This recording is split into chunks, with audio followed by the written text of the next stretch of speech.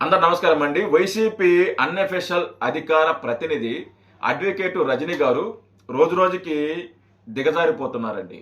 నిజంగా చెప్తున్నా, ఆవిడ రోజు రోజుకి దిగజారిపోతుంది. ఆవిడ జనసేన పార్టీలో ఉన్నప్పుడు ఆవిడికి చాలా గౌరవం ఉండేది. ఆవిడ మాటల్ని చాలామంది గౌరవం ఇచ్చేవాళ్ళు. ఎప్పుడైతే ఆవిడ వైసీపీ తీర్థం అంటే అఫీషియల్గా పుచ్చుకోకపోయినా అన్అఫీషియల్గా తీర్థం పుచ్చుకునింది కాబట్టి వైసీపీ గాలి ఆవిడకు చోకేసింది. వైసీపీ వాళ్ళు ఎలాగైతే అబద్ధాలు మాట్లాడతారో, ఎలాగైతే దుష్ప్రచారం చేస్తారో, ఎలాగైతే ఉన్నది లేనట్టు లేనిది ఉన్నట్టు సృష్టించి ప్రజల్ని మభ్యపెట్టే ప్రయత్నం చేస్తారో, అదేవిధంగా ఈరోజు రజనీ గారు కూడా లేనిపోనిది మాట్లాడుతూ ఆధారాలు లేని ఆరోపణలు చేస్తుంది రజనీ గారు. చంద్రబాబు నాయుడు గారి మీద, కూటమి ప్రభుత్వం మీద, పవన్ కళ్యాణ్ గారి మీద, నారా లోకేష్ గారి మీద ఆవిడ మాట్లాడే ప్రతి మాట కూడా అబద్ధపు మాటలు, పచ్చి అబద్ధాలు మాట్లాడుతుంది. పచ్చి అబద్ధాలు. మొన్న ఏదైతే నిన్న ఒక వీడియో చూసా, ఆవిడ బిఆర్ నాయుడు గారి గురించి మాట్లాడుతూ కొండ మీద అలాంటి పనులు చేయకూడదు అని చెప్పి మాట్లాడుతుంది. అది ఆ వీడియో ఏదో ఉందో ఆ వీడియో కొండ మీద జరిగిందంట. ఆవిడ మాట్లాడుతుంది కొండ మీద జరిగింది అని ఆవిడ మాట్లాడుతుంది. ఆవిడ ఏం మాట్లాడుతుంది అనేది ఒకసారి వినిపిస్తా, వినండి. మాట్లాడదాం, గట్టిగానే మాట్లాడదాం రజనీ గారి గురించి.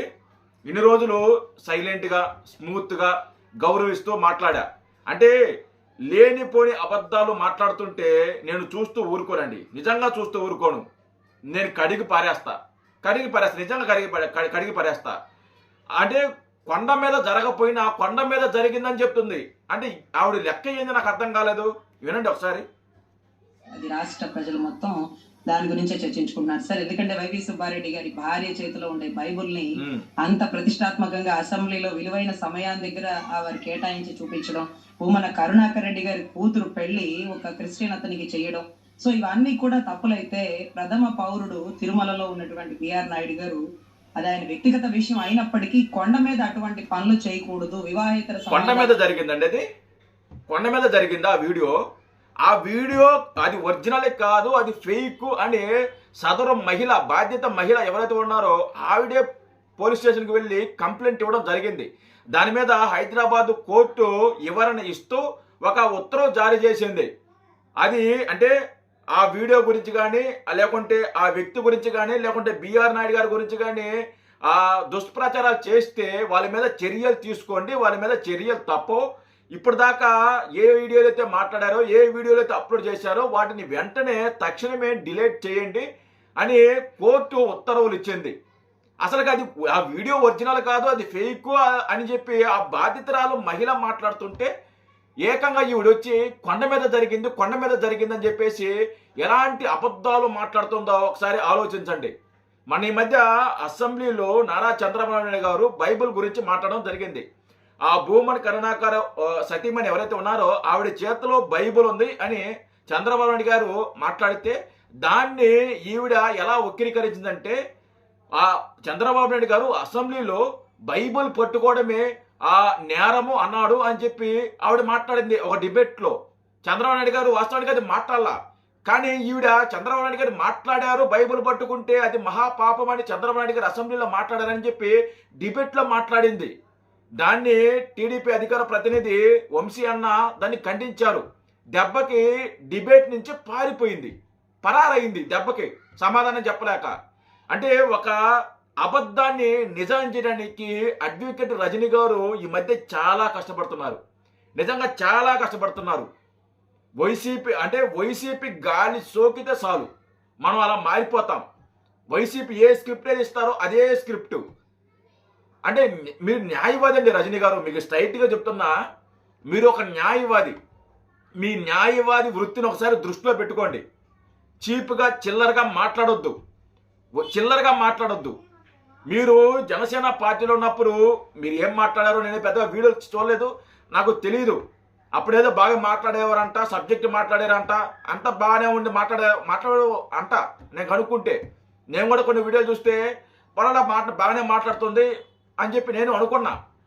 కానీ వైసీపీలో చేరిన తర్వాత, లేకుంటే అన్అఫీషియల్గా వైసీపీలో ఆ గాలి తగలటంలోనే మరి మీకు ఎలా ఆ మాటలు వస్తాయో నిజంగా నాకు అర్థం కాల. మీరనే కాదు, మీలాంటి వాళ్ళు చాలామంది జనసేన పార్టీలో ఉన్నప్పుడు బాగానే ఉంటారు, టీడీపీ పార్టీలో ఉన్నప్పుడు బాగానే ఉంటారు. ఎప్పుడైతే వైసీపీలోకి చేరుతారో మాట తీరు మారిపోద్ది, ప్రవర్తన మారిపోద్ది, బాడీ లాంగ్వేజ్ మారిపోద్ది, చేసే ఆరోపణలు మారిపోతాయి, అన్నీ మారిపోతాయి. మీకు అంటే రజనీ గారు మరి ఆవిడ అంటే చెప్పచ్చో లేదో తెలియదు, కొంచెం చూసుకోండి రజనీ గారు, కొంచెం చూసుకోండి. ఇలా ఏది పడుతుంది అబద్ధాలు మాట్లాడితే చూస్తూ ఊరుకో. ఇన్ని రోజులు చూస్తూ ఊరుకున్నాం, రోజు అలాగే చూస్తూ ఊరుకోం, సరేనా? ఓకే, అర్థమవుతుందని చెప్పేది. చూస్తూ ఊరుకో. గుర్తుపెట్టుకోండి, నేను కంట్రోల్ చేసుకో మాట్లాడుతున్నా. మన పవన్ కళ్యాణ్ గారి గురించి కూడా చాలా విధంగా మాట్లాడారు మీరు. పవన్ కళ్యాణ్ గారు డిప్యూటీ సీఎం, అదే రాజ్యాంగంలో లేదు, అదేదో మర్యాద కోసం ఇచ్చుకున్నారు అని చెప్పి పవన్ కళ్యాణ్ గారిని చులకన చేసే విధంగా మాట్లాడారు. నేను ఆ వీడియో చూసా. జనసేనలో ఉన్నప్పుడు నీకు ఇది గుర్తు రాలేదా?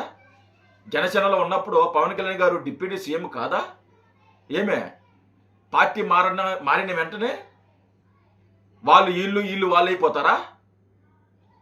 ఎక్కడో ఉన్న నిన్ను తీసుకొచ్చి పవన్ కళ్యాణ్ గారు అధికార ప్రతినిధి ఇస్తే పవన్ కళ్యాణ్ గారికి నువ్వు చేసింది ఏంది? ఎన్నిపోట నీ గురించి తెలీదా మాకు? ప్రీ ప్లాన్డ్గా వచ్చావు జనసేన పార్టీలోకి. ప్రీ ప్లాన్డ్గా మీ అంటే మీ కుటుంబం అంతా వైసీపీలో ఉన్నా మీరు జనసేన పార్టీలో చేరడానికి చాలా తతంగం వెనకాల ఒక కథ నడిచింది. ఊరికినే మీరు ఏదో జనసేన పార్టీ మీద అభిమానంతోనో, లేకుంటే పవన్ కళ్యాణ్ గారి సిద్ధాంతాలతోనో, లేకుంటే పవన్ కళ్యాణ్ గారి కాపు కాబట్టి మేము కూడా కాపు కాబట్టి నువ్వు ఆ పార్టీలో చేరలా. మీ వర్గం ఏదైతే ఉందో, మీ అత్తగారు మీ హస్బెండ్ వర్గం ఏదైతే ఉందో, మీ వర్గం ప్రెజర్ చేసి, అంటే మీ వర్గం ప్లాన్ ప్రకారమే జనసేన పార్టీలోకి పంపించారు. వాస్తవం కాదా ఇది? నిజం కాదా ఇది? నేను కొన్ని విషయాలు మాట్లాడను కూడా. కాబట్టి మీరు మాట్లాడాలనుకున్నది ఏదైనా స్ట్రైట్గా మాట్లాడండి.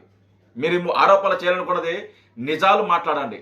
అంతేగాని వాళ్ళు ఏదో స్క్రిప్ట్ ఇచ్చారు, లేకుంటే వీళ్ళేదో స్క్రిప్ట్ ఇచ్చారు, ఆ పార్టీలో నాకేదో అధికార ప్రతినిధి పదవి ఇస్తారు, ఇలాంటివి వద్దు. మీరు జనసేన పార్టీలో ఎమ్మెల్సీ ఆశించిన మాట వాస్తవం కాదా లేదా? ఎమ్మెల్సీ ఆశించిన మాట వాస్తవం కాదా? అలాగే ఉమెన్ కమిషన్ చైర్మన్ ఇది పదవి ఏదైతే ఉందో అది ఆశించిన మాట వాస్తవం కాదా? పవన్ కళ్యాణ్ గారు మిమ్మల్ని 4 సార్లు హెచ్చరించిన మాట వాస్తవం కాదా? అవునా కాదా? జనసేన పార్టీకి సంబంధించిన నాయకులు మిమ్మల్ని అనేక సార్లు హెచ్చరించడం వాస్తవం కాదా? రజనీ గారు మీరు ఒకసారి చూసుకోండి, మీకు కొన్ని వస్తున్నాయి చూసుకోండి అని అనేక సందర్భంలో మిమ్మల్ని హెచ్చరించిన మాట వాస్తవం కాదా? హెచ్చరించారు కదా, గుర్తు చేశారు కదా. అయినా మన ప్రవర్తన మారకుండా, మన ఇది మార్చుకోకుండా, మన పందా మార్చుకోకుండా, మీకు రావాల్సిన పదవి మీకు ఇవ్వలేదని, మీకు రావాల్సిన అధికారం మీకు రాలేదని ఈరోజు వైసీపీ పార్టీతో కుమ్మక్కయ్యి వాళ్ళు స్క్రిప్ట్ చదివేస్తున్నారు. అంటే మీరు అసలుకి ఎలా అడ్వకేట్ అయ్యారో నాకు నిజంగా డౌట్లు వస్తున్నాయి. మీరు నిజంగా అడ్వకేట్ కాదనేది నిజంగా నాకు డౌట్లు వస్తున్నాయి. ప్రతి డిబేట్లో కూడా అడ్వకేట్ కోర్టు వేసుకుని వస్తారు. మరి అది ఎందుకు వేసుకొస్తారో తెలియదు. నాకు తెలిసినంత వరకు ఆ కోర్టు అనేది కోర్టుకి వెళ్ళేటప్పుడు వేసుకోవాలి. ఆ కోర్టు ఆ డ్రెస్ కోడ్ ఏదైతే ఉందో కోర్టుకి వెళ్ళేటప్పుడు వేసుకోవాలి. బయటకు వచ్చిన వెంటనే చాలా మంది తీసేస్తారు, తీసి చేతిలో పెట్టుకుంటారు, వేసుకోరు. మరి మీరేంది ప్రతి డిబేట్లో కూడా ఆ డ్రెస్ వేసుకుని వస్తున్నారు? నాకు అర్థం కాల. ఆ కోట్ వేసుకుని వస్తున్నారు, అర్థం కాల. అది రాజ్యాంగం లేదో చట్టపరంగా నేరం అని చెప్పి మాట్లాడుతున్నారు. అది ఎంతవరకు నిజమో నాకు తెలియదు. మీరు ఎందుకు ప్రతిసారి కోట్ వేసుకుని వస్తారో నాకు అర్థం కాలేదు. మీరు కోట్లు వేసుకోండి, కోటు, అంతేగాని డిబేట్లలో మీకేం పని అండి? నేను చెప్తున్నా, అడ్వకేట్ రజనీ గారు కంట్రోల్లో ఉండండి, కంట్రోల్గా మాట్లాడండి. పవన్ కళ్యాణ్ గారిని అన్న అంటూ మీరు సెటైరికల్గా మాట్లాడుతున్న సంగతి మేము గమనిస్తూనే ఉన్నాం. మేము గమనిస్తూనే ఉన్నా, నేను అబ్జర్వ్ చేస్తూనే ఉన్నా. పవన్ కళ్యాణ్ గారి మీద సటైరికల్గా మాట్లాడటం, చంద్రబాబు నాయుడు గారి మీద సటైరికల్గా మాట్లాడటం, నారా లోకేష్ గారి మీద సటైరికల్గా మాట్లాడటం, ముఖ్యంగా పవన్ కళ్యాణ్ గారు మా అన్న, మా రక్తం, మా దేవుడు అని మాట్లాడుతూ పవన్ కళ్యాణ్ గారి మీద సటైరికల్గా మాట్లాడుతున్నారు మీరు. నేను గమనిస్తూనే ఉన్నా, అన్ని చూస్తూనే ఉన్నా. కంట్రోల్లో ఉండండి, నిజాల్లో మాట్లాడండి. ఇష్టం వచ్చినప్పుడు మాట్లాడితే చూస్తూ ఊరుకోరు ఇక్కడ. సరేనా? గుర్తుపెట్టుకోండి. జై హింద్.